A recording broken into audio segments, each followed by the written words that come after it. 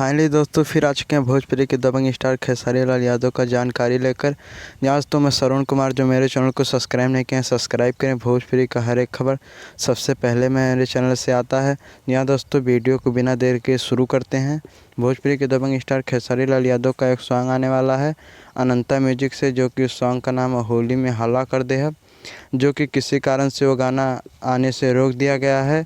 यहाँ दोस्तों उसको गाए हैं खेसारी लाल यादव और शिल्पी राज, और उस गाने को लिखे हैं पवन पांडे और म्यूजिक दिए हैं मोनू सिन्हा ने। यहाँ दोस्तों वो गाना आने वाला है, मीडिया के मुताबिक बताया जा रहा है गाना बहुत जल्द आने वाला है। जी हाँ दोस्तों, बढ़ते हैं दूसरी खबर की ओर। हिट मशीन खेसारी लाल यादव का एक सॉन्ग आया हुआ है, जिस सॉन्ग का नाम है रोमिंग में शरीर बाटू, जो कि वो गाना बवाल धमाल मचाना शुरू कर दिया है। यहाँ दोस्तों उस गाने को जो नहीं सुने हो जाकर सुने, गाना बहुत ही बवाल है।